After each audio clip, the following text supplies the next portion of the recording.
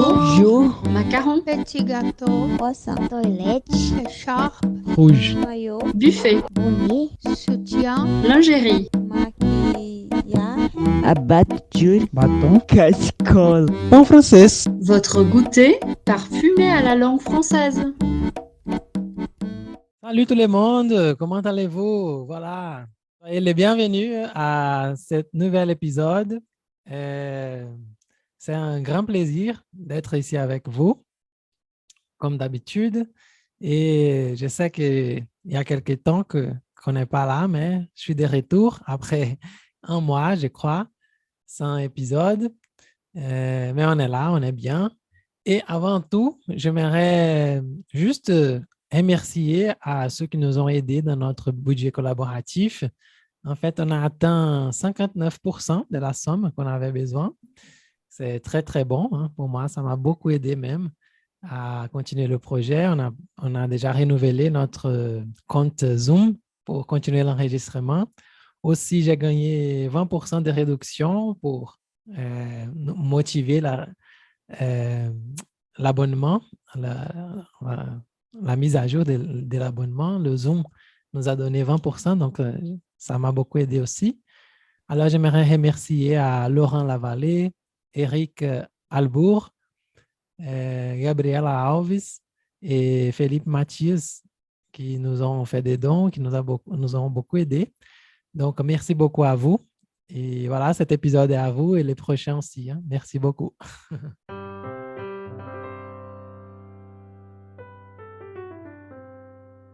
Et aujourd'hui, j'ai le plaisir et l'honneur d'être à côté de Naomi Quirino. Comment ça va, Naomi? Salut, ça va, ça va. On commence en nouveau semestre. Hein. Ouais, il faut il faut être encouragé parce que voilà, ça va être très long, très lourd, mais on est là, on a les bons esprits. Oui, voilà. Bon, déjà, merci beaucoup d'avoir accepté l'invitation, Naomi. C'est très gentil de ta part d'être là. Et on va parler aujourd'hui d'un thème dont je suis très curieux déjà, que c'est la Guyane française, notre frontière avec la France, n'est-ce pas? Ouais. Et, bon, avant d'y passer, on commence toujours avec la question habituelle. Naomi, qui es-tu à la Côte de la Boulangerie? C'est très difficile ça. Je pense qu'à chaque jour, je connais un autre côté de ma vie, un autre côté de moi-même que je n'avais pas vu, que je ne connaissais pas, que je ne reconnaissais pas, parce qu'il y a ça aussi. Parfois, on ne reconnaît pas ce qu'on fait. Et qu'est-ce que je dirais? Moi, je suis la personne qui est là, à côté, qui regarde tout le monde, qui observe beaucoup et que parfois essaye de parler avec quelqu'un, mais que toujours achète quelque chose de très bon à manger. C'est moi. Ah, très bon. Et quand tu vas à la boulangerie, tu es côté sucré ou salé déjà? Bah, plutôt sucré, Ouais. mais je suis passionnée par les trucs, comment dire, ici au Brésil, j'aime bien des trucs qui sont frits, plutôt. Ouais. Mais des sucrés, des gâteaux, des bonbons et tout ça, tout ce qui va avec, des crèmes, voilà. Ça, c'est moi. Parfait. Alors, Naomi, tu es partie apprendre le portugais en Guyane française. Oui, voilà. Alors, quand est-ce que ça s'est passé? Comment s'est passée cette expérience? Raconte-moi. C'était un grand plaisir dans ma vie. C'était vraiment quelque chose qui m'a sauvé la vie parce que j'étais dans un moment de ma vie que je croyais pas beaucoup, que je m'en doutais sur beaucoup de choses. Du coup, c'était vraiment quelque chose qui m'a poussée et qui m'a appris depuis les débuts, depuis de la sélection des assistants de langue. Voilà, donc je commence par le début. Je fais une sélection d'un programme qui s'appelle Programme assistant de langue. qui est fait par la France Éducation Internationale avec l'ambassade de France au Brésil. Et je connaissais pas du tout ce programme-là, mais il y avait quelqu'un que je suivais sur les réseaux sociaux qui était en train, je pense elle était là, mais depuis un mois ou quelque chose, elle partait en France par les programmes, avec les programmes. Et elle avait mis sur les réseaux et elle a dit, bon, vous pouvez me poser des questions si vous êtes intéressé et tout. Et moi, bah, je le fais. Et c'était très important. On a fait une conférence et on a parlé. Elle m'a encouragée. Et voilà. Moi, je voulais, c'est un programme il est, comment, il est destiné à tout le monde, à tous les côtés de la France. Ça veut dire l'Hexagone, l'Europe, la métropole et les autres territoires ultramarins. Et mon intérêt principal, c'était de partir dans un territoire ultramarin. Et bah, j'ai réussi parce que c'était la Guyane. Et depuis toujours, j'ai un grand intérêt par les territoires, parce que c'est juste à côté du Brésil, parce que c'est l'Amazonie. Et voilà, c'était quelque chose de très encourageant, je dirais, parce que ce n'est pas simple. C'est différent. T'arrives pas à Paris, il n'y a pas le métro, il n'y a pas toutes ces choses-là. Tu dois faire un chemin différent. Il n'y a plus de vols pour aller en Guyane direct. Du coup, il faut aller jusqu'à Macapa et de Macapa prendre un bus. Voilà, c'est différent depuis le début. Du coup, c'est ça. J'ai embrassé l'expérience, j'ai embrassé l'appel pour aller là-bas et c'était vraiment incroyable et surprenant. Ces programmes-là, c'est très intéressant, hein, en fait, parce que on a déjà parlé avec Caroline il y a quelques Oui. mois, quelques jours, qui a parlé elle est partie avec le même programme, hein, dans ces mêmes cadres, mais en Guadeloupe. Hein. En Guadeloupe, oui. Et maintenant, toi qui as utilisé le programme pour aller en Guyane et tout, et comment ça se passe au niveau pratique là? Tu choisis déjà la région où tu vas aller, et après tu fais des entretiens.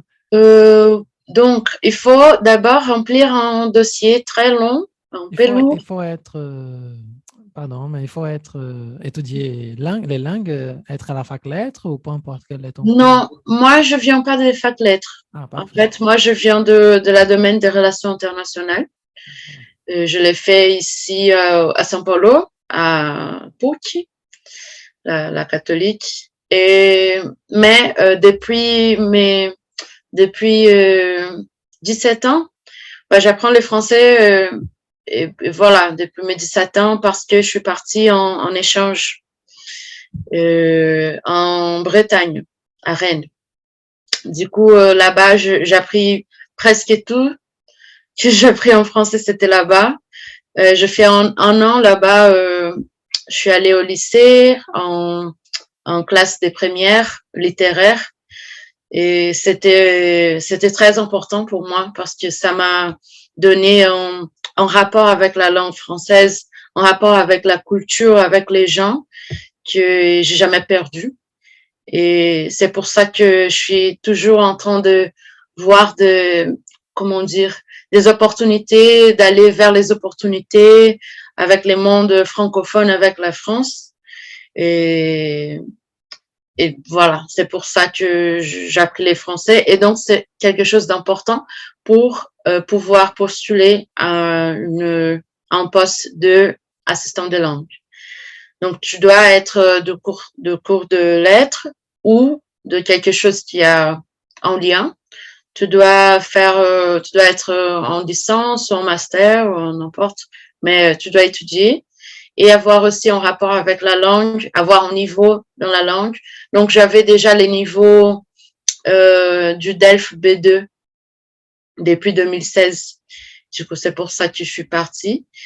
Et puis, tu dois mettre toutes les expériences que tu as avec le travail ou des autres choses, des bénévolats et machin, des cultures aussi. Donc moi, je peux dire que j'ai mis depuis voilà de la danse, des expériences dans la danse, dans un groupe musical aussi, à la fac, dans une ONG que je travaillais avec les étrangers, les réfugiés, les immigrés. Du coup, c'était tout ça qui m'a mis, je pense qu'il regarde tout ça pour savoir si tu es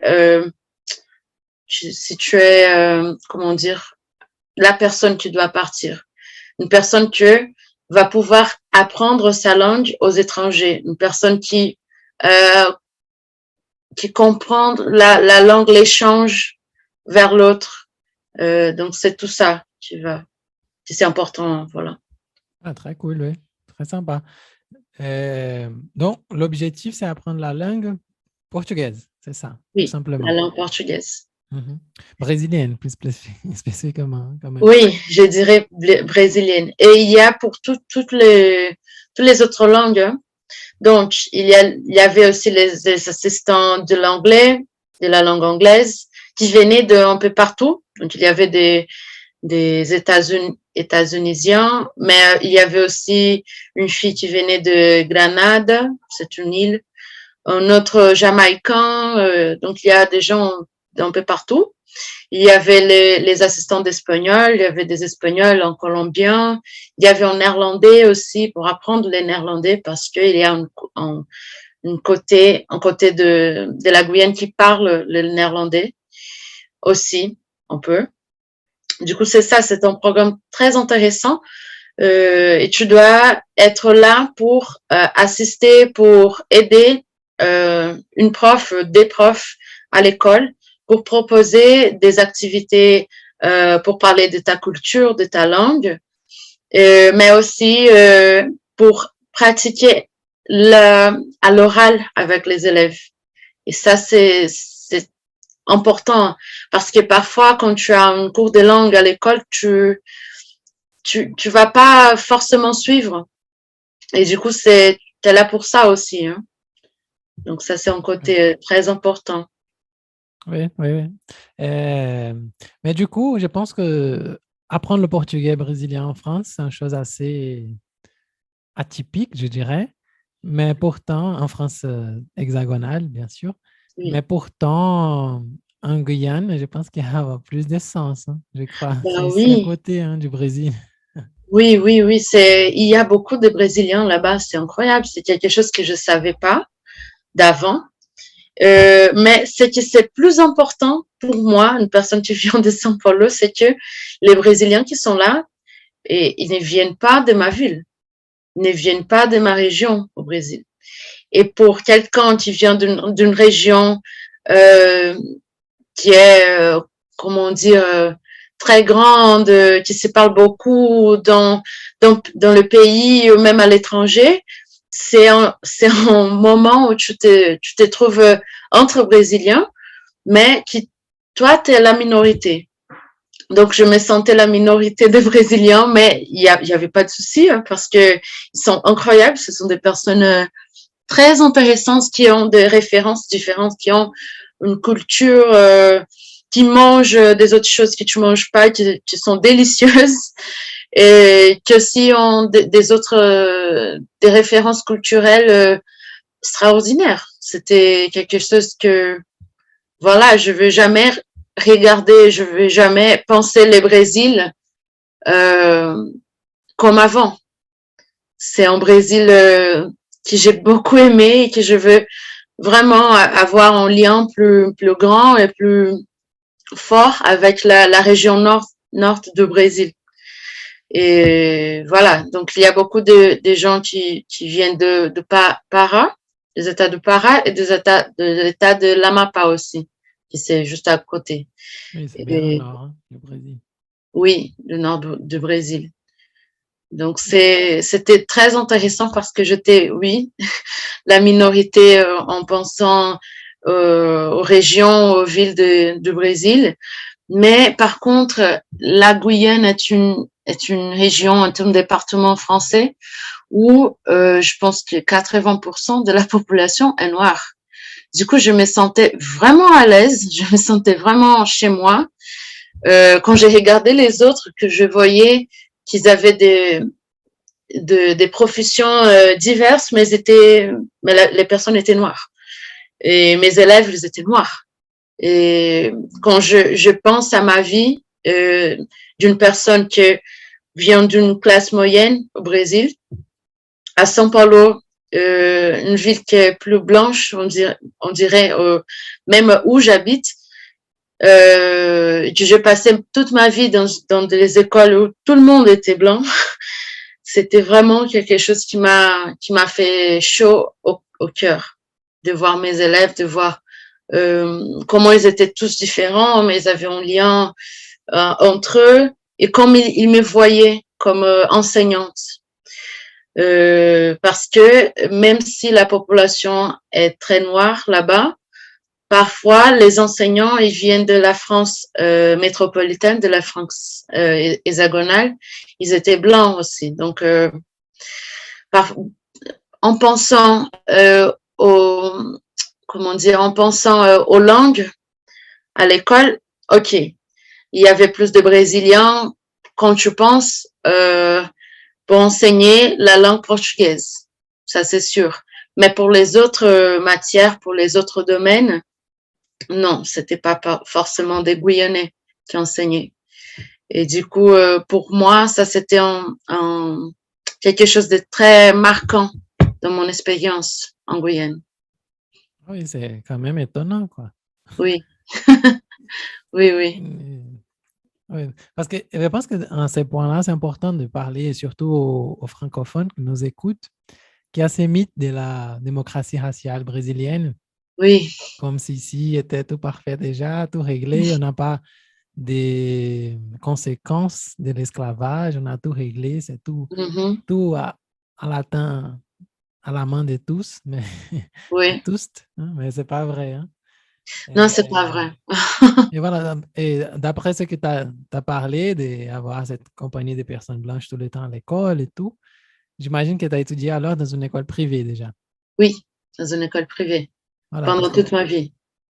Oui, bon, j'explique ça pour les francophones. Hein. Ça ne veut pas dire qu'il n'y a pas de noirs ici au Brésil. Hein. Ça veut dire que c'est bien divisé les classes sociales ici. Hein. Donc, normalement, classe moyenne et A, B, même C, majoritairement composé par des blancs ou métis, au pire des cas.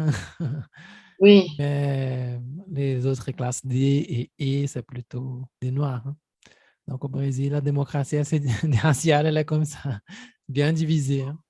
Oui, c'est bien marqué dans la ville, au quartier où il n'y a que des blancs, où les noirs sont là juste pour travailler, pour être la femme de ménage, pour être la nounou, pour être, comment on dit, les gardiens. Voilà. J'habite dans une résidence où il y a 7 immeubles et 13 étages. Je pense que je suis une des 5 familles noires qui habitent ici. Donc, voilà, il y a une différence. Et ça, en Guyane, c'était différent pour moi. Très différent en pensant à un territoire où il y a de l'esclavage, ça c'est sûr, mais où il y a une histoire plus récente, on dirait, de prison. Donc, la Guyane était une colonie prisonnière. Et ça, c'est aussi étonnant. Mais ça veut dire quand quoi, tu en fait? penses. T'as déjà entendu parler de ça? Non, j'ai jamais entendu ce terme. Pas Ça du veut tout. dire quoi? Ça veut dire que dans un moment donné, la France a choisi d'envoyer tous les prisonniers qui étaient prisonniers en Guyane. Donc, il n'y avait plus de, je pense pas, mais il n'y avait plus de place pour des prisonniers en France, on dirait. Et du coup, ils ont commencé à envoyer des gens en Guyane. Donc, on imagine déjà la différence. On imagine déjà quelqu'un qui va croiser l'Atlantique dans un territoire complètement inconnu pour être là-bas, pour travailler, pour faire des travaux forcés. Voilà, dans un autre continent, une autre chose, et plutôt des Blancs, parce qu'ils venaient de la France hexagonale. Du coup, on pense, il y avait avant l'esclavage, il y a eu l'abolition de l'esclavage, et après, les procès de la colonie prisonnière. Et ça, c'est vraiment, ça m'a fait penser à beaucoup de choses, parce que comment on comprend les relations raciales dans un territoire qui était avant une colonie, où des gens ont été kidnappés pour travailler aussi dans les fermes, comme au Brésil, mais qui après a reçu beaucoup de Blancs, mais qui étaient en situation qu'ils étaient enfermés. Et après, je pense que c'était vers vers les 50 ou les 60 que cette histoire des prisons, des colonies prisonnières a été abolie aussi. Hein. On peut utiliser les mêmes mots. Et comment on comprend l'endroit, comment on comprend ces gens qui sont là, comment on comprend qui est plus que l'autre. C'est vraiment, c'est fou. C'est fou. Et qu'est-ce qui s'est passé avec les prisonniers? Ils ont retourné en France? Ils ont resté là-bas? Les prisonniers qui ont été encore vivants, parce que il y avait ça, c'était très facile de quelqu'un de décéder par plusieurs raisons. Mais ils sont restés. Ils sont restés. Parce que il y avait quelques-uns qui n'avaient pas les moyens pour retourner. Et du coup, ils sont restés en territoire guyanais, voilà, et ça a continué la vie. Mais c'est très différent. Par exemple, par la Guadeloupe, la Martinique, il n'y avait pas cette histoire. C'est vraiment quelque chose unique qui ça passait en Guyane. Même en île de la Réunion et tout, il n'y avait pas. Oui, c'est incroyable. Hein? Et bon, moi, je ne connais pas du tout des Guyanes, juste la localisation géographique, et je sais que c'est un territoire d'outre-mer et tout. Mais comment s'est donnée cette colonisation? Tu sais, il y avait des peuples autochtones. Tu as déjà eu qu'il y a eu de la diaspora africaine. Mais normalement, la colonisation française était assez méchante avec les peuples autochtones. Ah oui, forcément. Il y en a encore ou pas? Ils sont déjà... Des peuples, oui. Il y a à l'ouest, à côté de... Donc, je veux parler vite fait de la géographie guyanaise pour qu'on puisse comprendre quelques petits détails et les choses que je veux dire après. Donc, c'est un territoire qui a une frontière avec le Brésil d'un côté et avec les Suriname de l'autre côté. Il fait partie, avant, il y avait 3 Guyanes. Donc, il y avait la Guyane française, juste à côté, la Guyane néerlandaise, aujourd'hui le Suriname, et la Guyane anglaise. Donc, les 3. Et puis, donc, du côté du Brésil, si on pense à la géographie des frontières, c'est la frontière avec la ville qui s'appelle Oiapoque. Donc, du côté brésilien, la ville d'Oiapoque, du côté guyanais, la ville de Saint-Georges de l'Oyapock. Après, si on monte, on arrive 3 heures de route, on arrive à Cayenne, que c'est la ville la plus importante, la ville la plus grande, où il y a l'aéroport qui va à Paris, voilà. Et si on fait la route encore 3 heures, on arrive à l'autre côté de la Guyane, que c'est la ville de Saint-Laurent-du-Maroni. Et la Guyane est aussi, on dirait enfermée, mais pas enfermée, mais elle est entourée des 2 rivières. D'un côté de la frontière de Saint-Laurent-du-Maroni, c'est la rivière, le fleuve Maroni. Et après, de côté du Brésil, le fleuve Oyapock. Donc, c'est comme ça. Et dans les antérieurs, on dirait, c'est plutôt de la forêt partout. En fait, c'est de la forêt partout. C'est très beau. C'est un territoire vraiment très beau. Mais on dirait que les milieux, il est plutôt vide. Il n'y a pas beaucoup de gens. Donc, c'est plutôt les deux villes comment on dit, des frontières, et puis Cayenne. Et Kourou, qui c'est la ville où il y a une base des fusées. Donc, il y a des fusées qui c'est une base des fusées, des lancements des fusées qui appartient à l'Union européenne. Ça que c'est aussi fou parce que l'Union européenne, en Amérique du Sud, voilà. Donc, c'est ça. Tout ça pour parler des peuples autochtones parce que c'est à côté de Saint-Laurent-de-Maroni, donc le côté ouest, où il y a un territoire qui s'appelle Awala Yalimapo. Et c'est un territoire qui a été plutôt, on dirait pas préservé, mais on dirait toutes les traditions et les gens et les peuples ont été engagés dans une lutte pour pouvoir avoir ces traditions, pouvoir continuer à faire des choses, à reproduire la culture et tout ça. Et du coup, c'est les peuples que je connais plus et que j'ai entendu parler. Je suis pas allée, mais que j'ai entendu plus parler. Et un seul peuple autochtone qui habite à Awala, qui c'est le peuple Kalina. Mais il y a des autres parce que il y a aussi des autres langues. C'est pas que les Français qui parlaient en Guyane. Il y a les Français, il y a les créoles guyanais, il y a les Portugais qui beaucoup parlé aussi, mais il y a les autres langues de peuples des anciens, on dirait ah là là, on dirait comment je dis ça? Les gens il y avait l'esclavage, donc après l'esclavage, ils sont enfouis dans la forêt et dans plus les côtés ouest. Et ce sont des gens qui ont plutôt la tradition noire, la tradition africaine. Donc, il y a beaucoup de langues aussi qui ont rapport avec l'Afrique. Ah, d'accord. Donc, il y a beaucoup de choses. C'est un grand mélange de tout, la Guyane.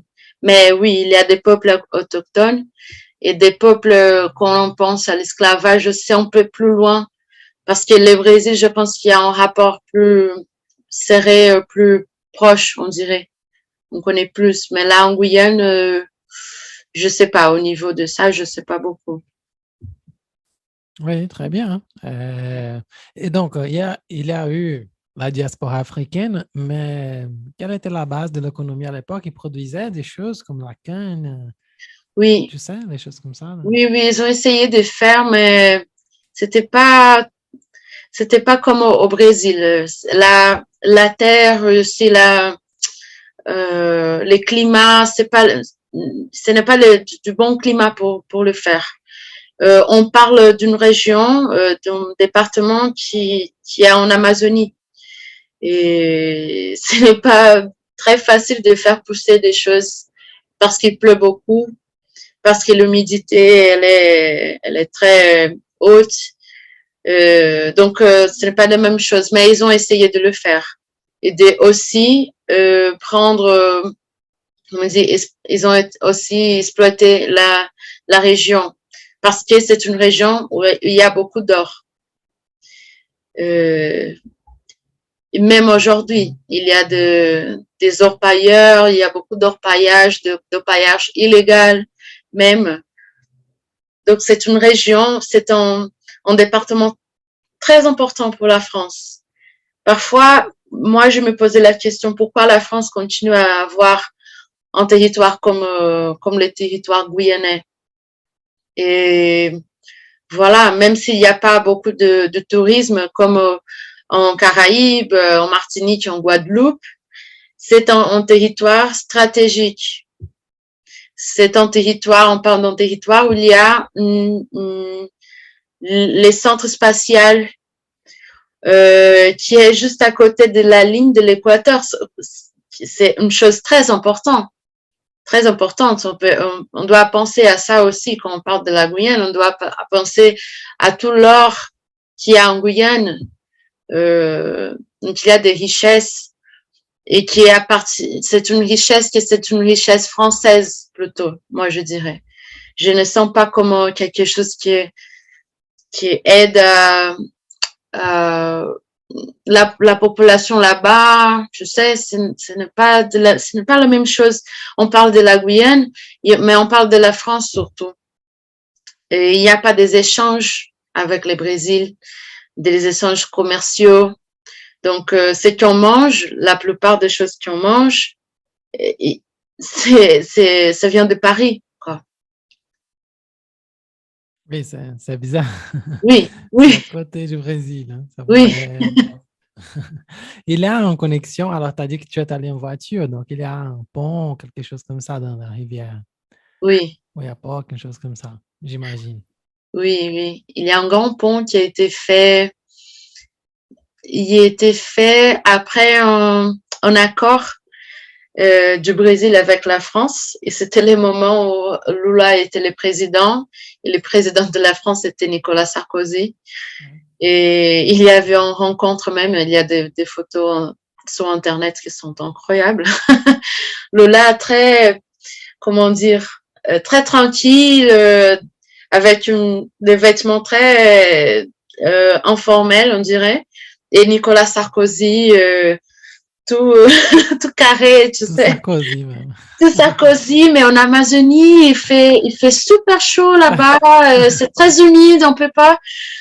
Même moi, je suis brésilienne et pour m'adapter au climat, à la météo, c'était fou hein, au début. Oui, j'imagine, parce que l'Amazonie d'un côté, la mer de l'autre. Hein, donc oui, c'est spécial. Donc, il y a les ponts qui étaient faits. Donc, je pense que l'accord, il date de 2008, si je me rappelle bien. Et donc, il y a un grand pont entre les deux villes, mais toujours le transport a été en transport en bateau. Et il y a encore des transports en bateau. Même si ce n'est pas, tu peux pas, comment dire, accéder à la Guyane sans un visa, si tu es brésilien. Si tu vas en bateau, tu peux pas dépasser une barrière qu'il y a sur la route au niveau de la ville de Regina. Donc, il y a comment dire, il y a la gendarmerie qui est là. Donc, tu dois donner ton passeport. Oui. Et donc, là, tu peux pas dépasser. Mais au niveau des frontières, tu peux passer en bateau. Et il y a des surveillances, on peut, mais pas beaucoup. C'est pas très sérieux. Tu peux passer, tu es brésilien, tu peux passer, mais après tu repasses, il n'y a pas de souci. Mais moi, quand je suis entrée en Guyane, donc, on devrait passer pour la police brésilienne d'un côté et après la police française de l'autre côté. Donc, nous sommes arrivés, on était, je pense, 9 assistants, 8 brésiliens et un colombien qui est venu aussi parce que c'était un peu le moment de la COVID, il a eu beaucoup de problèmes, donc il a dû passer par São Paulo, après Macapá, voilà. Et les responsables de programme ont été de l'autre côté pour passer, pour donner, comment dire, les passes sanitaires, tout ça. Et après, pour entrer, c'est la même chose. Il faut passer par les ponts. Absolument. Tu peux passer par la rivière. Je peux pas dire que je n'ai pas passé par la rivière pour aller au Brésil, même quand j'étais pendant les programmes, parce que j'ai passé les fêtes des fins de l'année avec ma famille au Brésil. Mais il y a pas de souci si tu es brésilien et tu as un visa. Il n'y a aucun problème. Donc voilà, et c'est intéressant que tu m'aies demandé ça parce que quand je suis rentrée au Brésil, j'ai passé par les côtés français de la police. J'avais mon passeport comme ça. Et j'étais en voiture avec une Guyanaise qui nous a aidé à passer parce que au niveau des taxis, il n'y a pas beaucoup et tout ça. J'avais mon passeport. On est arrivé au moment de la police. J'ai ouvert la fenêtre. J'ai dit, je suis brésilienne, je rentre. Elle va juste me déposer. Il a dit, il n'y a aucun problème. Elle peut aller jusqu'au côté brésilien juste pour te déposer, il n'y a aucun problème. Mais il devrait tamponner mon passeport. Ils n'ont pas fait ça. Et je pense qu'ils ont pensé que j'étais guyanaise. Parce qu'il y avait beaucoup, pendant mon séjour là-bas, les gens ne pensaient pas que j'étais brésilienne. Et ça, c'est drôle. Très bizarre, oui. Très drôle, très bizarre parce que quand j'étais en France, quand j'étais en Bretagne, tout le monde savait que j'étais étrangère. Donc, d'abord, les gens pensaient que j'étais guyanaise. Quand je parlais, ils disaient, non, peut-être, je pense que tu viens de l'île de la Réunion, que c'est en Afrique, mais on peut en Asie, voilà. Sinon, ils pensaient que j'étais martiniquaise ou guadeloupéenne, mais jamais brésilienne. Jamais, jamais, jamais. Ils savaient que j'étais pas guyanaise parce que je parlais pas les créoles guyanais. Et là-bas, les créoles, moi, si j'étais guyanaise, je pense que j'étais créole. Je sais, parce que j'ai la tête d'une créole. Donc, ils savaient que j'étais pas guyanaise parce que je ne parlais pas créole. Et du moment que je suis arrivée en Guyane, du moment que je suis sortie, il y avait ces problèmes-là. Parce que j'ai pas tamponné et c'était comme si si j'avais passé illégal, comme si j'avais pris les bateaux pour passer. Et du coup, j'ai essayé de parler avec les consulats ici à São Paulo, avec tout le monde. Ils ont dit, je suis désolée, t'as pas passé par les ponts. Si t'as pas tamponné, t'as pas passé. Mon Dieu. Oui. Moi, j'étais non, mais il y a ici, j'ai pris mon billet pour prendre le bus, il y a tout ici. Non, mais t'as pas les tampons. Donc, c'est pas valide. Du coup, je suis rentrée et 3 semaines après, je suis allée encore en Guyane pour pour tamponner, juste pour être, voilà, tranquille avec la police, on dirait comme ça. Et du coup, cet épisode-là, cette anecdote, ça m'a beaucoup parlé, ça m'a beaucoup fait penser comment, dans la première fois dans ma vie, j'étais vraiment là, dans une culture, dans un territoire où je me sentais chez moi, où les gens croyaient que j'étais de là-bas. Voilà, c'était quelque chose de très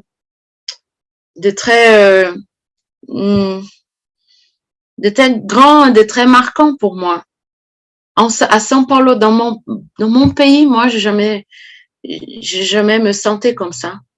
C'était la première fois dans ma vie. Je me sens pas chez moi ici. Ah, c'est joli, hein, cette expérience. Oui. C'est vraiment. triste pour le côté São Paulo, mais c'est comme expérience, c'est énorme. Oui. Mais je pense qu'il j'imagine que partout, hein. oui, mais j'imagine que quand ça a fini, ton stage là-bas, ça a fait mal, quoi. Ah bah oui, ça c'est sûr. Ça te Parce manque. qu'en plus, personne comprend la Guyane voilà, si t'as pas l'expérience d'aller là-bas, si t'as pas l'expérience de faire les choses là-bas, de comprendre comment les choses marchent dans un territoire ultramarin français, qui tu es. Vraiment, il y a personne ici que je raconte toute mon histoire, que je raconte tout ça que j'ai vécu là-bas, mais c'est pas possible de comprendre. C'est pas du tout. Du coup, ça me manque beaucoup. C'est une région que j'aimerais bien partir pour faire encore un an comme assistante ou même travailler comme prof, passer les concours et tout ça. Ça m'appelle beaucoup. C'est quelque chose que je veux faire après. Et aussi d'être en Amazonie. Et c'est quelque chose de très, très important aussi. Parce on parle de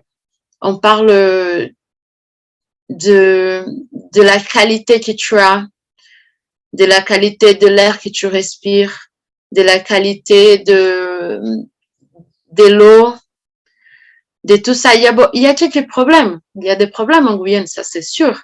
Il y a des problèmes de connexion Internet, il y a des problèmes parce qu'il pleut beaucoup. Moi, je faisais tout en vélo. Même s'il y avait de la pluie, il y a toujours la pluie.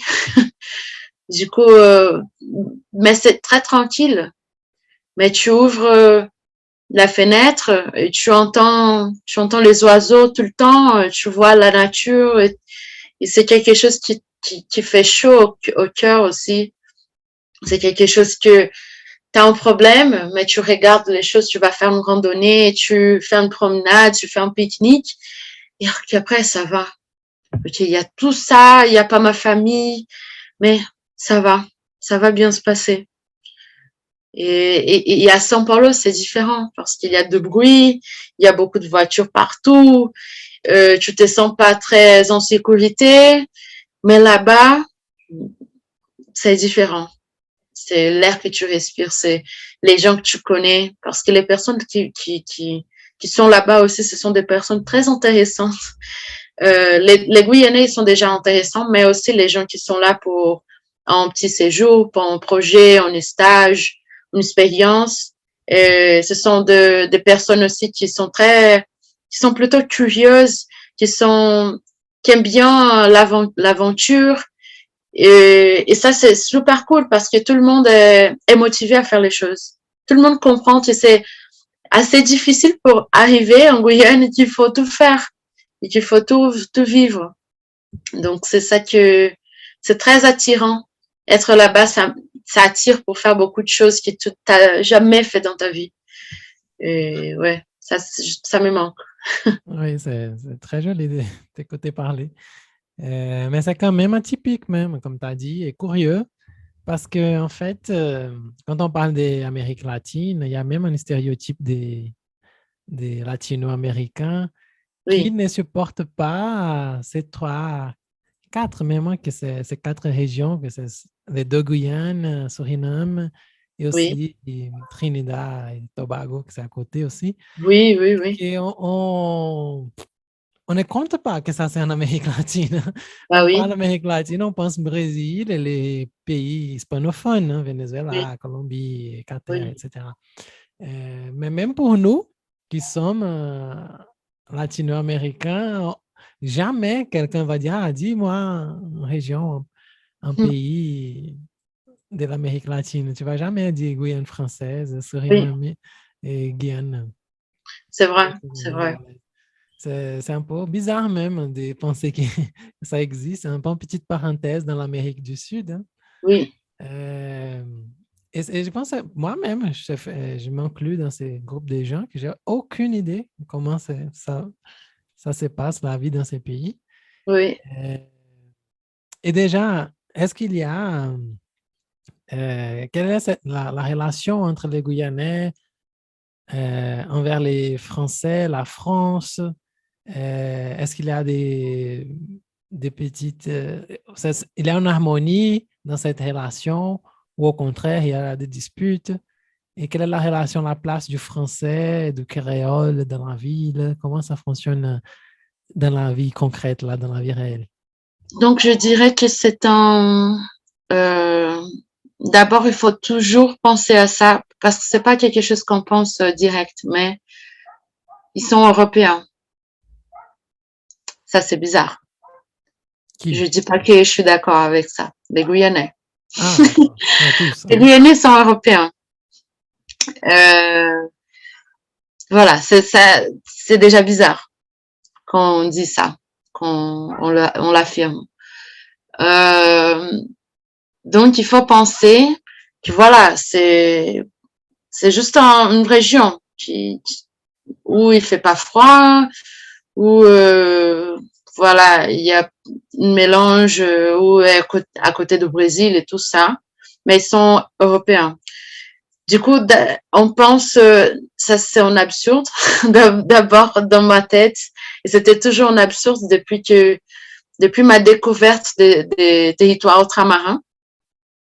Donc, je vais te raconter ça parce que c'est important pour parler de mon expérience et comme je suis arrivée en Guyane.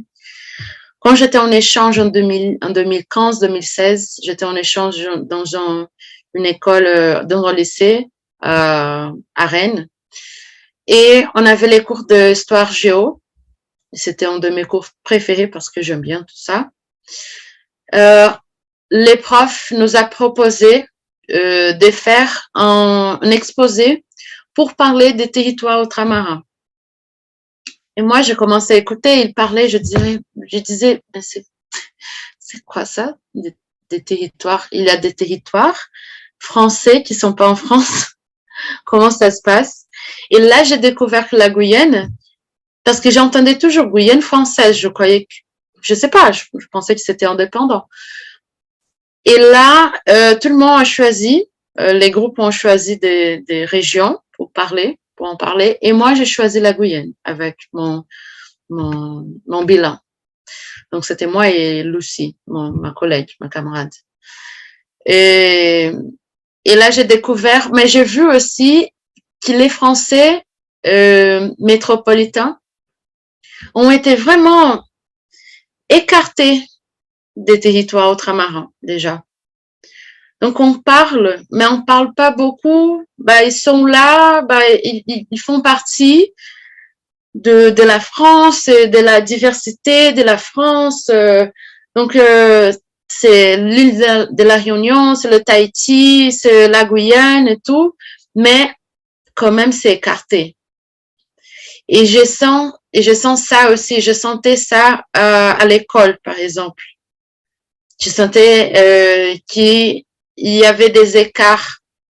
Il y avait des écarts entre les Brésiliens et les Guyanais. Il y avait des écarts entre les Français métropolitains et les Guyanais. Donc, c'est toujours un peu à côté. Nous sommes tous là, mais quand même, nous sommes différents. Et ça, c'est quelque chose que je regardais, je voyais la diversité, mais c'était méchant pour moi. C'était très méchant de voir que s'agit pas de la même chose finalement. Et aussi pour toutes les démarches, on dirait les démarches administratives, toutes ces choses-là du gouvernement, les élections parce que moi j'étais là-bas quand ces dernières élections au premier tour et je voyais qu'il y a vraiment quelque chose qui ne tient pas la comment dire, l'identité française, je dirais. Ce n'est pas la même chose. C'est la même chose, mais ce n'est pas la même chose. Oui. Je sais pas, tu as parlé avec des Guyanais à propos de ça, ils t'ont dit quelque chose.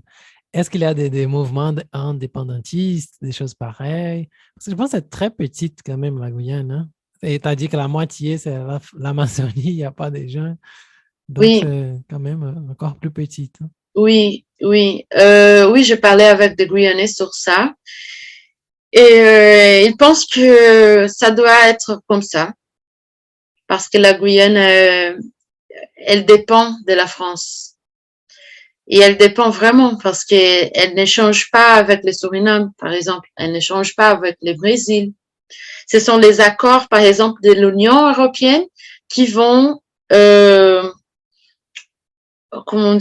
qui vont orienter tous les commerces et tout ça. Donc, c'est pas possible. Par exemple, pour faire pousser des aliments, pour faire pousser des légumes et des fruits et tout ça, ce sont des lois en Union européenne qui vont agir sur comment tu fais les choses, comment tu peux ou tu peux pas pousser, quel type de produit que tu peux utiliser. Et oui, je suis d'accord, oui, il faut penser à ça, il faut penser à tous les dangers que les produits chimiques qui font à la santé et tout ça. Mais il faut penser que le climat n'est pas le même. Il faut penser qu'on parle de l'Amazonie, on parle pas de PACA, on parle pas de la Bretagne, on parle pas du Pays de la Loire, on parle pas de la Normandie, c'est pas la même chose. Et du coup, il faut penser à ça. Il y a une relation de dépendance très forte. Et je veux parler d'un sujet très polémique, que c'est l'orpaillage et l'or. L'orpaillage, s'agit d'exploiter l'or de la terre. Ah, d'accord. C'est ça, l'orpaillage, les orpailleurs et tout ça. Donc, ça, c'est aussi un sujet très sensible, on dirait, pour la Guyane.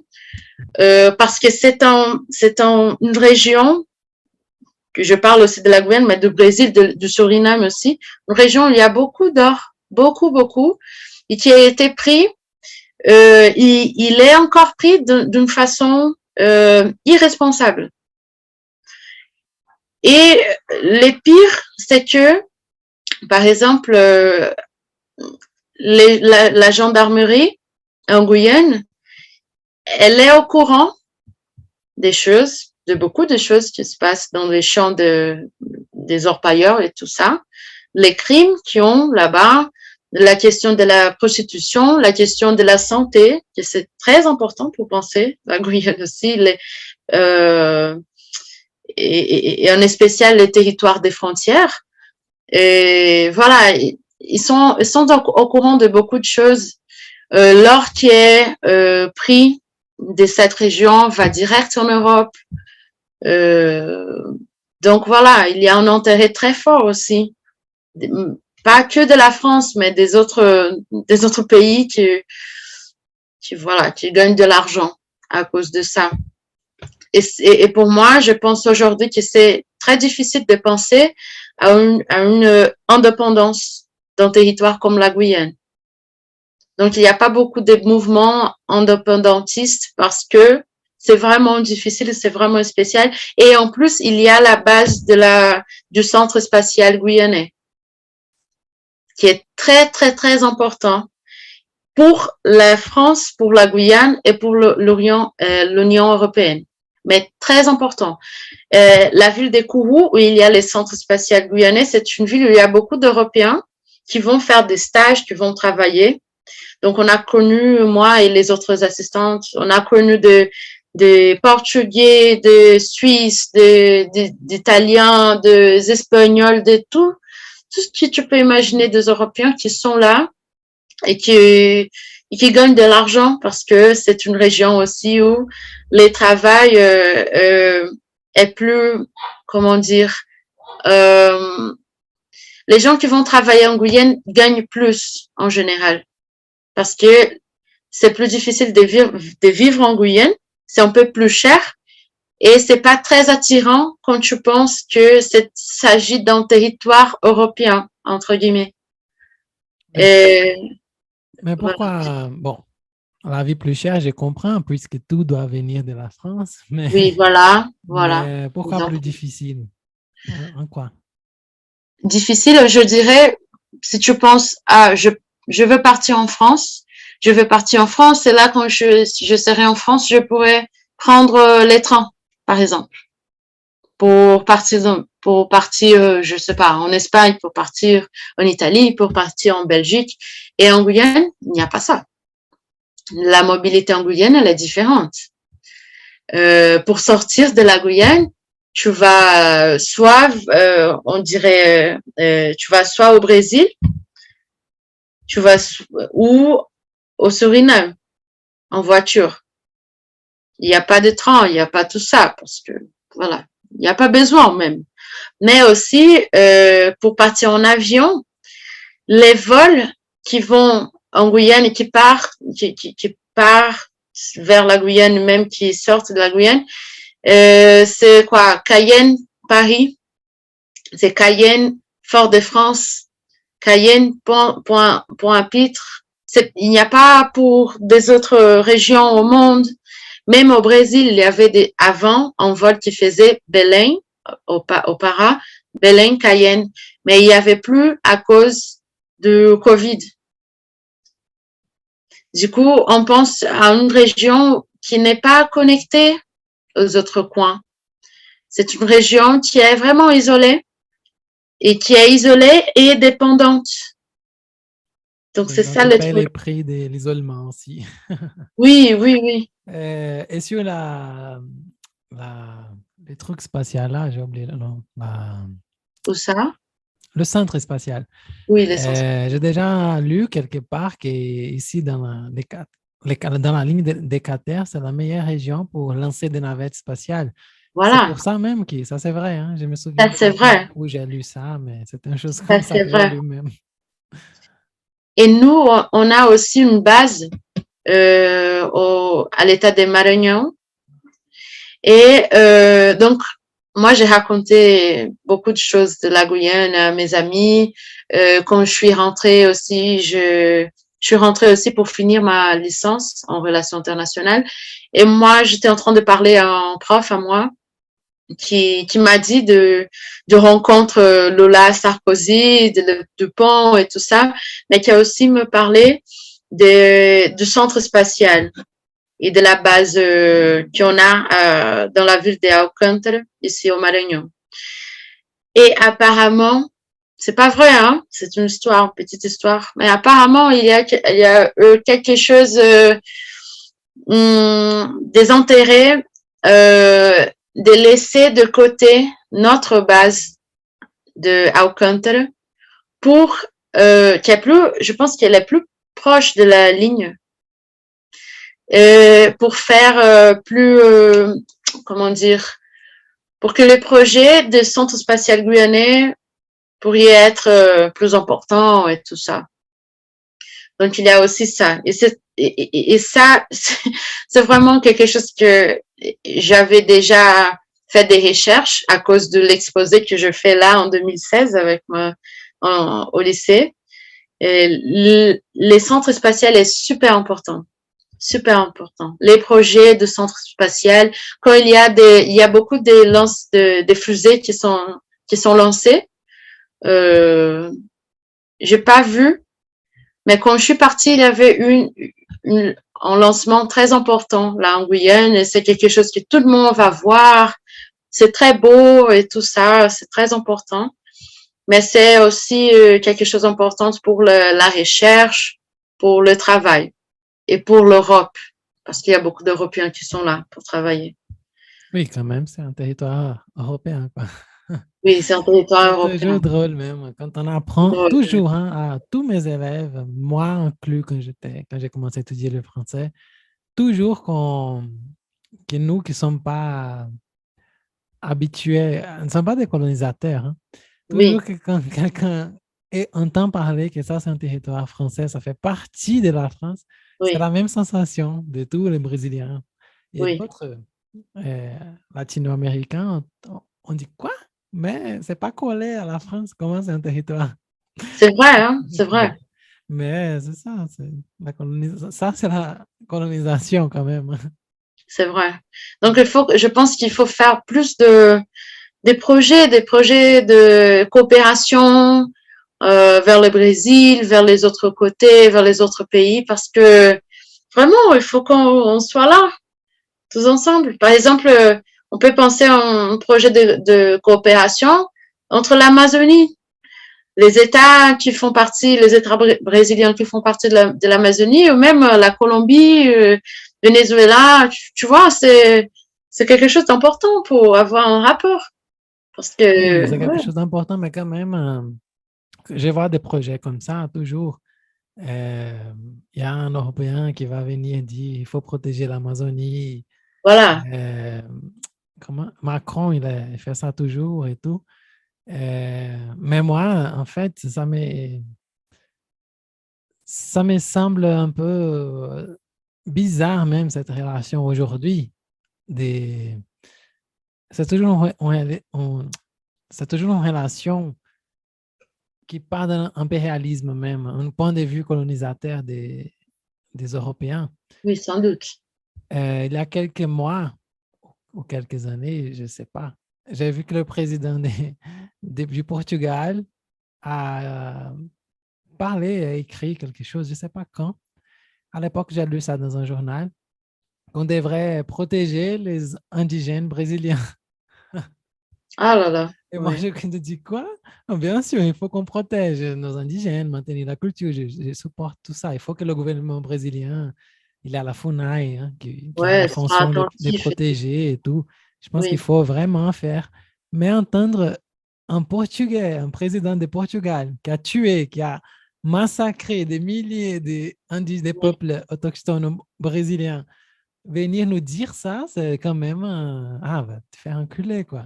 Oui, non, Laissez-nous c'est faire, hein, vraiment, pas- c'est n'importe quoi.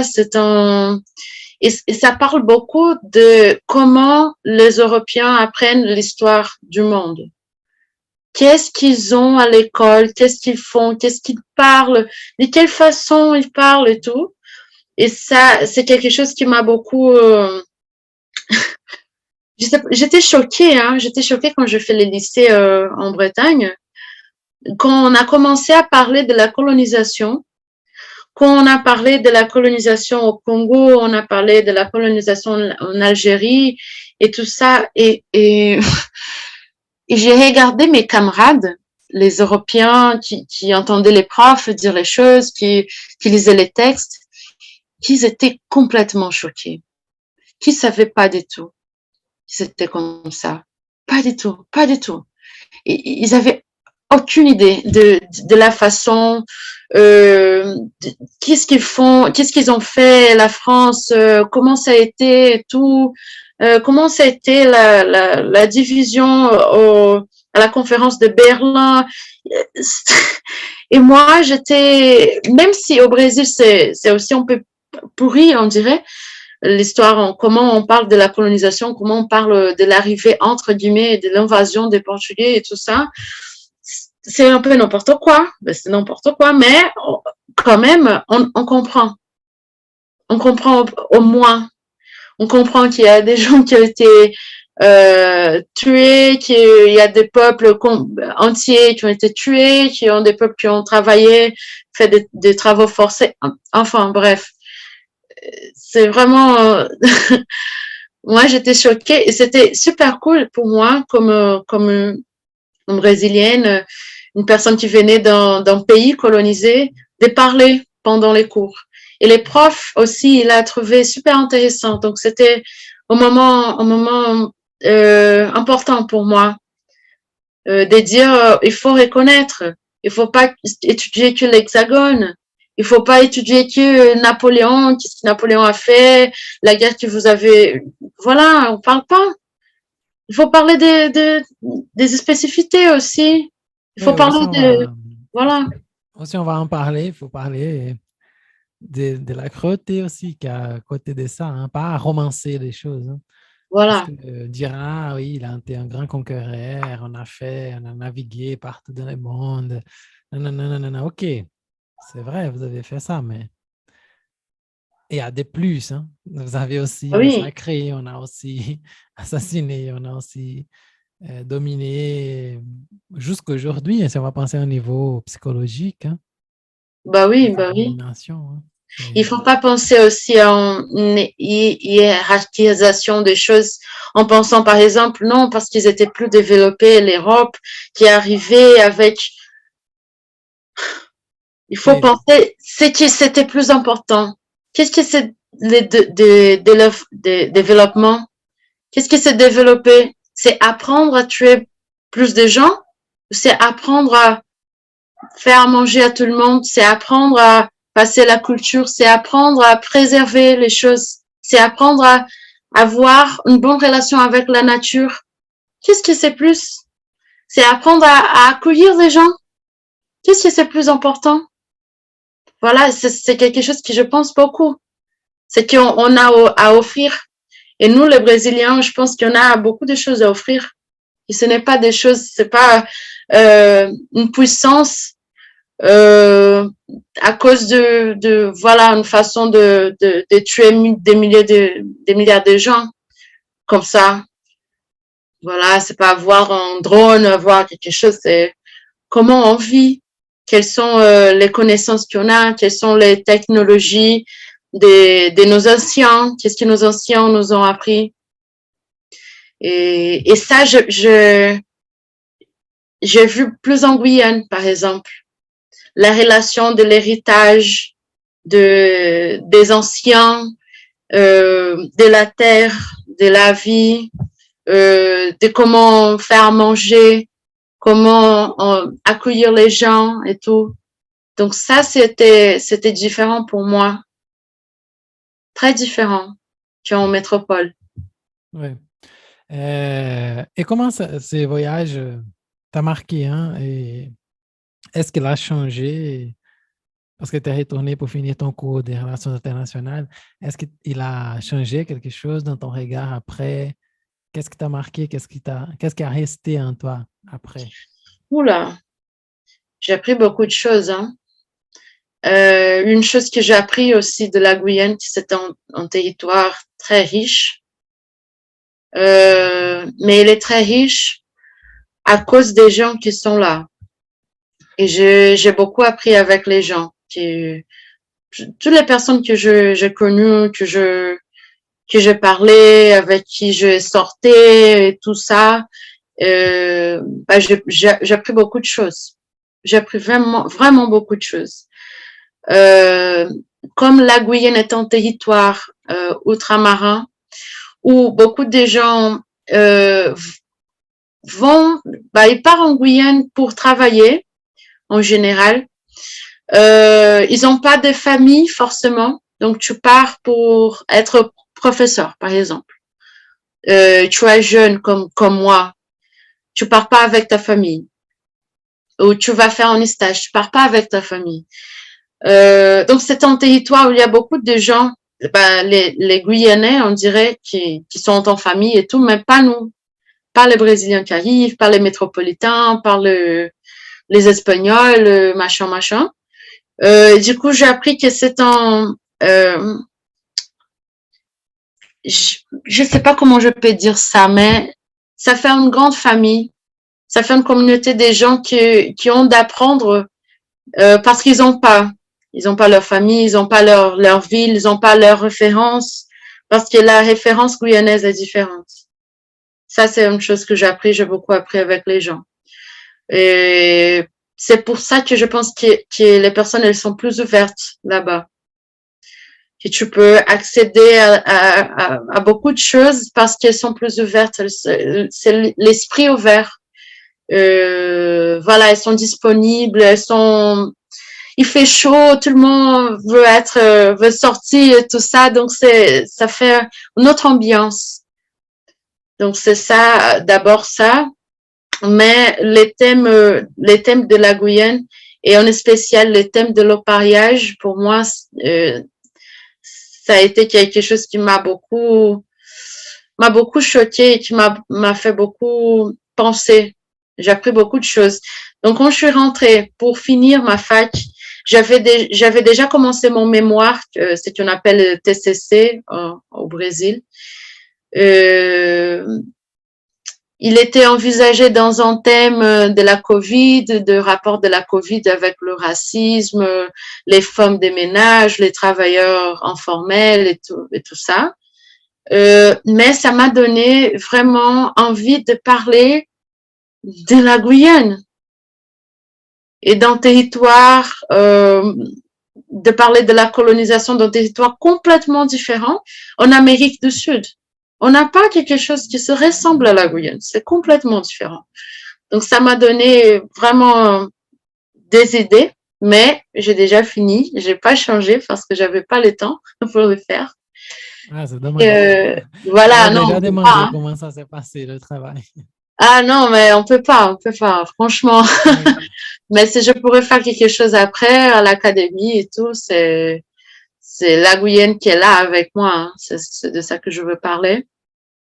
Et puis, j'ai connu une personne très intéressante qui venait de Rio. Donc, elle était en doctorat de Côte-Hôtel en Guyane. Elle est une étudiante de la Fiocruz. Ici, c'est un institut très, très célèbre, très important de la domaine de la santé, de la biologie. Et elle fait en doctorat, son thème est la question de la santé, les VIH au territoire des frontières, donc le Brésil et la Guyane. Et de comprendre comment ça se passe parce qu'il n'y a pas beaucoup de structures hospitalières à la frontière. Si on a déjà des problèmes dans les villes plus grandes villes et tout ça au Brésil, tu imagines dans un territoire des frontières où il y a pas beaucoup de gens. C'est un territoire déjà oublié par le Brésil parce qu'on parle pas de l'Amapá. On parle pas du tout. Et l'Amapá est un État qui a été reconnu comme État seulement en 1988, au moment de la constitution fédérale brésilienne, après les coups d'État, après la dictature et tout ça. Donc, c'est un territoire. Pardon? Je ne savais pas. Oui, ça j'ai appris aussi en Guyane. Mais ça faisait partie de quoi? Ça faisait partie de Para. Ah. Les Para est déjà énorme, Oui. mais il y avait encore l'Amapá avec. Donc, c'est pour ça qu'il y a beaucoup d'échanges entre les deux États. Il y a beaucoup de gens qui vont travailler en Para ou vice-versa, tu vois. Et puis, donc, on parle pas de l'Amapá. Donc, tu peux imaginer qu'il n'y a pas beaucoup de ressources. Et donc, c'est un travail qui parle de ça, de les structures de beaucoup de Brésiliens qui vont en Guyane pour se faire soigner du VIH. Ah, wow, c'est vrai? Oui. Oui, c'est bizarre même, parce que Oui. le VIH, le Brésil, c'est un modèle mondial de traitement de VIH, le SUS au Brésil, hein, le système. Mais Oui. pourtant, il y a Amapá qui est un État brésilien qui ne participe pas de cette chose magnifique de traitement, Ah ce oui. système de traitement. Bah oui, mais il faut penser qu'il y a un décalage entre les régions plus riches, entre les villes plus grandes et tout ça. Et il faut penser aussi à les structures. L'infra de là-bas est folle. J'ai fait la route de Macapá jusqu'à la frontière, à l'Oyapock, et il y a au moins, je pense que 200 kilomètres. Oui, c'est que de la terre. Wow. Que de la terre. Ouais, bizarre, hein? Donc, s'il pleut pas, ça va. Oui. S'il pleut, c'est caca complètement. Oui, la région nord du Brésil, c'est complètement oublié hein, par les Mais gouvernements. sinon, et tout, hein. les transports sont faits par les fleuves aussi. Oui. Ça, c'est vrai. Mais les routes, Oui, j'ai déjà accompagné un voyage d'un youtubeur à moto dans la amazonienne, la d'accord. route qui coupe tout le Brésil presque jusqu'à l'Amazonie. Oui. Et c'était ça, hein, quand il est arrivé au nord, c'était ça. À la même relation, il est allé en fait à une époque où il n'y avait pas de pluie. Oui. Justement pour cela, parce qu'il a dit que c'est impossible. Hein. Il y a des camions qui arrêtent pendant des semaines sans pouvoir continuer le voyage. Et ça donne que, ça s'est devenu même un mème après, ici sur Internet, que toutes les livraisons, tout ce qu'on achète, la majorité des magazines qu'on va acheter en ligne ici au Brésil, il y a un prix de livraison. Mais si tu habites dans la région nord et parfois même nord-est, le prix c'est différent. Hein. Ah bon? Oui. Bah oui, effectivement. Ouais, voilà, c'est une autre chose. Hein. C'est une autre chose. Et quand je suis rentrée pour faire tamponner mon passeport, c'était que ça. C'était passer la frontière par les bateaux. Donc, illégal, on dirait. Oui. Mais mon visa était encore valide. Du coup, je pouvais faire ça. J'ai pris il avait plu beaucoup, depuis des jours. Et j'ai pris les bus et au moment des 2 heures du matin, on a s'arrêté sur la route parce que les chauffeurs de bus, il a dit c'est impossible de passer. Et je vois rien, mais il y a un accident, il y a un camion qui est coincé ici. Et on a fait les trajets en 24 heures. C'était c'est un trajet qu'on fait en 9 heures, 24 heures sur la route. Wow. C'était vraiment une expérience dans la boue. C'était trop mou, c'était très difficile d'en sortir, voilà. Mon Dieu. Mais pourquoi je parlais de ça? Je parlais de VIH et tout. Donc, j'ai beaucoup appris avec cette amie à moi, qui s'appelle Flavie, et qui fait la recherche, que c'est pas que l'orpaillage, c'est pas que de l'exploitation, mais c'est aussi les relations des orpailleurs. Donc, des gens qui sont très simples, des hommes en général, que des hommes, on dirait. Et il y a aussi beaucoup de prostitution. Et là, c'est très compliqué au niveau de VIH et tout ça, parce que c'est vraiment compliqué. C'est une vie très dure, la vie des gens là-bas. Et aussi, il y a quelque chose les gens, parfois, payent. Par exemple, tu vas en boîte de nuit, tu vas, je sais pas, faire n'importe quoi. Il y a des gens qui payent en or. Wow. Super, Parce hein? que c'est aussi l'ostentation d'avoir de l'or.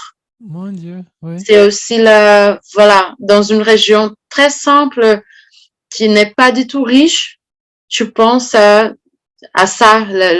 Bon, il y a beaucoup de violence aussi. Bref, enfin, Il y a c'est un film vraiment... brésilien que c'est très intéressant pour montrer cette communauté-là autour de l'or, que c'est Serra Pelada. Oui, Qui oui, on pense à raconte, ça, hein. ouais, c'est ça, hein, qui raconte Mm. Serra Pelada. Bon, pour les francophones, c'est une région brésilienne qui est dans les années 60, 70, j'ai oublié exactement Je pense l'époque. 80 plutôt. 80 plus avant. Ouais. Ils ont découvert beaucoup d'or là-bas et il y a eu une migration énorme des Brésiliens de partout là-bas. Et il y a un film qui s'appelle Serra Pelada, c'est justement le nom de la région, qui montre cette microculture-là qui va surgir à partir de l'or, hein, autour de Oui, l'or, hein, oui, et à partir du travail de l'exploitation de l'or et tout. oui, C'est oui. vraiment choquant. Il faut penser à ça, il faut penser à ça. Donc, je pourrais dire 2 films pour penser à la Guyane, pour penser au rapport de la Guyane avec le Brésil et tout ça. Et c'est Pelade, c'est un exemple, on dirait. C'est pas la même chose, c'est pas la même région, c'est pas le même côté. Mais à penser à la relation entre les gens, à penser d'une ville qui est, il y a que des hommes, il y a que des hommes. Il y a que des hommes du côté français ou du côté brésilien. Il y avait une assistante là-bas qui venait de Salvador de Bahia. Elle était là-bas et elle disait ça, hein, c'est une ville, c'est masculin, masculin, masculin, C'est masculin. vrai? Oui, Il n'y a que de... il y Comment avait s'appelle beaucoup. la ville déjà? Oiapoque, c'est la ville de Ah, la au Brésil frontière. même. Uh-huh. Ouais. Mais c'est plutôt les côtés français, il y a plus d'hommes que. Bon, bref. Oui. Et l'autre film, c'est le film qui s'appelle Papillon. En fait, c'est un roman qui a été fait par un survivant de la colonie prisonnière, du moment la Guyane était une colonie prisonnière. Et donc, c'était un roman. Après, ils ont fait un film, je pense, aux années 60, 70. Et ils ont fait une reprise du film qui est sorti en 2014, 2015, je sais pas. Il n'y a pas beaucoup de temps. Donc, c'est important. Je pense que ce sont des films qui font penser au thème de la Guyane, qui font penser aux relations en Guyane. Voilà. Mais c'est Super. surprenant. C'est Mhm. surprenant. Bon, malheureusement, on doit finir un jour, sinon on va passer ici toute la journée en se parlant. Mais est-ce qu'il y a une question que je n'ai pas posée, mais que tu penses important d'en parler? Il y a quelque chose que j'ai oublié et tout? Je pense que pourquoi les Français Alors, c'est arrivé là? non, mais pourquoi le français? Moi, j'aime bien les langues. Ma mère, elle est prof d'anglais. Mon grand-père, son père était aussi prof d'anglais. Donc, depuis que je suis petite, elle m'apprend beaucoup des choses. Elle a toujours m'appris des choses. J'ai appris à parler anglais, mais j'avais pas fait des cours aux écoles et tout ça, mais parce que j'aimais beaucoup. Parce que j'écoute beaucoup de musique en anglais, je regarde beaucoup de choses, je lis, et bref. Et il y avait un moment dans ma vie où je dis, je pense que je veux faire des relations internationales. Et pour que je puisse le faire, il faut parler des autres langues. Et là, je dis, bah, je veux bien faire un échange et apprendre les français, peut-être c'est un chemin. Et là, je dis, voilà, c'est les français. Donc, je m'inscris dans un programme d'échange de Rotary International. J'étais sélectionnée pour partir en Bretagne. Et c'est une région française qui est très, très, comment dire, où la culture et les traditions sont toujours là. Donc, ils sont français, mais ils pensent qu'ils sont pas très français parce qu'ils sont bretons. Et ça, c'est en rapport avec la Guyane aussi, je pense aussi dans mon parcours en France. Et voilà, j'ai beaucoup aimé. C'était quelque chose qui a changé ma vie. Je fais des amitiés qui sont toujours là. J'ai appris une langue, nouvelle langue. Voilà, tout ça que je fais dans ma vie, je pense à faire avec un lien avec la France ou le monde francophone aussi. Du coup, c'est pour ça. Parfait. Oui, oui, très joli. Parfait. Bon, pour finir, tu as déjà donné des indications des films, mais quand même, toujours à la fin, on pose cette question que c'est qu'est-ce qui va avec ton pain aujourd'hui? Comment tu vas farcir mon pain, notre pain, le pain de nos auditeurs? Quelle est la farce que tu vas nous laisser? Des indications, des films, Alors, podcasts, livres, etc. qu'est-ce que je pense beaucoup? À ces moments-là, je pense que je regarde beaucoup de films, j'écoute beaucoup de musique. Beaucoup, beaucoup. Et c'est très cool, des chansons guyanaises. Je ne sais pas s'il existe des groupes, mais j'imagine. Voilà, j'ai pas parlé de chansons de... Bon, donc je laisse... Qu'est-ce que je vous laisse? Je vous laisse... Il faut découvrir plus du zouk, que c'est le rythme le plus fort en Guyane. Il y a des groupes de zouk guyanais, mais des groupes de zouk aux Caraïbes aussi qui sont super cool. J'écoute toujours aléatoire. Du coup, je sais jamais à qui appartiennent les chansons. Mais Zouk Guyanais sur Spotify, Zouk Guyanais sur YouTube, vous aurez trouvé beaucoup de choses très amusantes et très dansantes. Il y a une chanson spéciale qui n'est pas guyanaise, mais c'est une chanson que j'ai beaucoup écoutée en Guyane, qui s'appelle Corps à corps. C'est une artiste qui vient de l'île de la Réunion, qui s'appelle Calip Chao, et que j'ai beaucoup écouté, qui a marqué mon séjour en Guyane. Du coup, je laisse Calip Chao pour vous. Sinon, du monde francophone, je laisse l'album que j'écoute beaucoup toutes les semaines, c'est l'album Multitude de Stromae, qui aussi, il y a un grand mélange de beaucoup de choses. Il y a un mélange avec des rythmes brésiliens et tout ça, d'un peu partout. Du coup, je vous laisse ça pour l'instant et les films que j'avais dit. Papillon, les principales. Voilà, parfait. Bon, Naomi, merci beaucoup. Vraiment, ça a été très, très bon, très cool de parler avec toi. Et pour ceux qui nous ont accompagnés jusqu'à ce moment, merci aussi pour l'écoute. Comme d'habitude, on va tout poster là sur Instagram. Je vais taguer Naomi aussi. Vous pouvez la suivre pour accompagner ses voyages, son travail et tout. Voilà. Et vraiment, merci Naomi. Tu veux laisser quelque chose, quelques messages pour finir? Je veux dire, il faut embrasser parfois l'inconnu parce que l'inconnu peut vous surprendre. Et voilà, je parle de la Guyane et tout, donc il faut embrasser l'inconnu, soit la Guyane, soit n'importe où. Embrasse l'inconnu, il faut apprendre avec tout ça. Voilà. Et merci beaucoup pour l'invitation. Voilà, merci à toi. Donc, suivez-nous, tout le monde qui nous écoute, suivez-nous @panfrançaispodcast sur Instagram pour avoir les contenus exclusifs. Et voilà, à la prochaine. Ciao. À la prochaine. Au revoir. Merci, au revoir. Salut. À bientôt. Bonne journée. Bonne soirée. Et oui. Ciao. À la prochaine. prochaine.